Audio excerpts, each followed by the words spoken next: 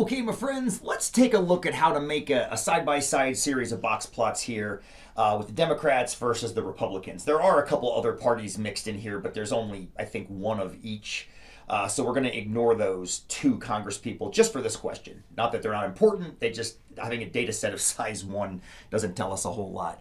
The first thing I want to do is I want to sort alphabetically by party affiliation. That'll just make it easier for me to see what the heck is going on.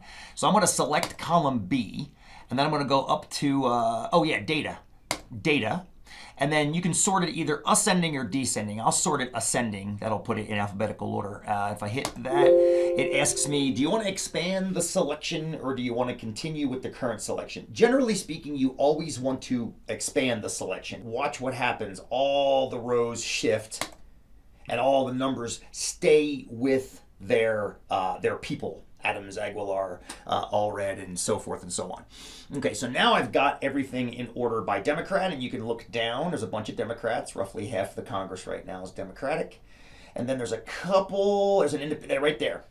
Sablin is an independent, and Gonzalez Colon is New Progressive. And then the rest are Republicans, unless there's something after Republican, which I don't think. Okay, good. So that's all. That's what we got. I'm going to illustrate this using years in office as my data. So I'm not going to plot bills sponsored in this box and whisker. I'm going to ask you to do that in the quiz.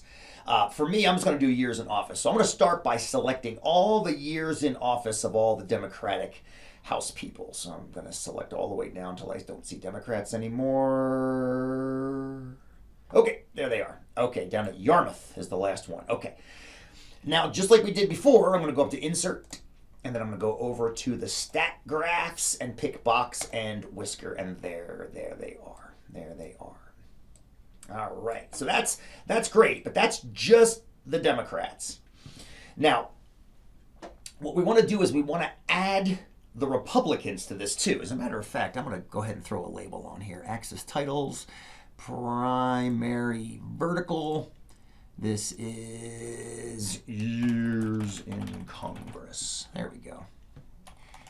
It is annoying that you can't pivot that, but whatever. Years in Congress. All right.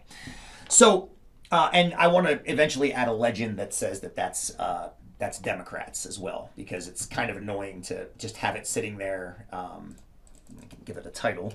Years in Congress by political affiliation. Let's see how many of those words I spelled right. I was looking at my fingers while I typed. Years in Congress by political affiliation. There we go. That's not bad. Now, the trick, if I want to add a second box plot next to this one, what I need to do is I got to get into the guts of this chart. And this is kind of a fun thing to do. If you're using a PC, you want to right click on the chart. If you're using a Mac, I think you double finger click. I think that's the same thing. And you want to find the thing that says select data. And you'll notice that when we did that, it's going to pop up and it's going to say horizontal category and legend entries. It's a bit cryptic in here. And the more you use this, the more you'll get used to it.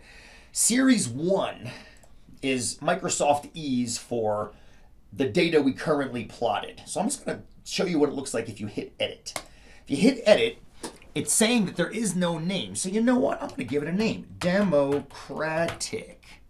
Let's spell that right too. Democratic. And then the series values are those numbers that I selected earlier from C2 down to C224. Those were all of the Democratic Party's tenures. Now, what we want to do is we want to add another one. So I'm going to hit add. And the title of this one is going to be Republican. And the series values. Now what we got to do is we're going to find the series values. So I'm going to pull this over a little bit and I'm going to scroll till I see the beginning of the Republicans, which is down here in the 200s. There they are right there. And now I'm going to select all the Republican values. There they are. And Excel is nice. It slows down for me. I'm going to hit OK. And now you'll see that you have Democrat and you have Republican. Like I said, I'm not going to add the Independent or the New Progressive because there's only one each of them. And unfortunately, that is the state of American politics right now. Two main parties. I'm going to hit OK. Now, we can't see it right now because it's way up here, but that box and whisker plot now has 2 box and whisker plots. You've got the Democrats and the Republicans. Now you can't tell which is which, so I'm going to go ahead and add the legend in, and that'll tell me, aha, there they are. And you know what? I'm feeling saucy. I'm feeling saucy. I want to change the Republican one so that it is red, because I believe that's the color that they use for their party. So let's make it like a red. How's that red? That's pretty good, yeah. All right.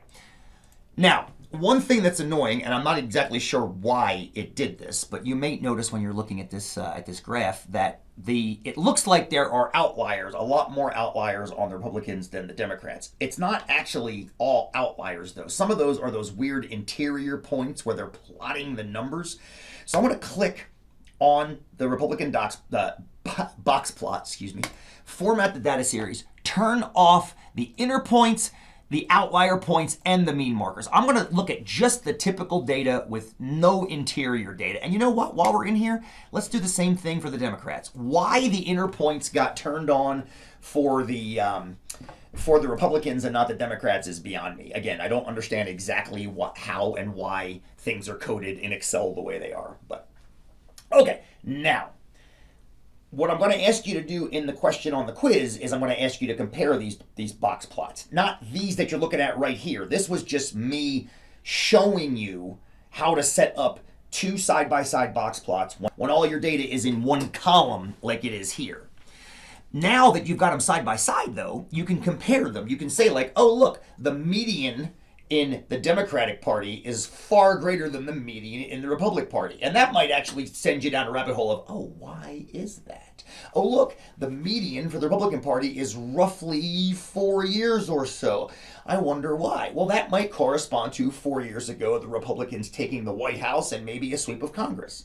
Perhaps. I'm just throwing out ideas here. So using 2 box plots in this way is a good way to kind of look at 2 disparate data sets and kind of see what's going on between them. So I used the length of time in Congress. You are going to use bills sponsored. You're still going to do it by Democratic Party or Republican Party, and then I'll ask you some questions about it. So go get them.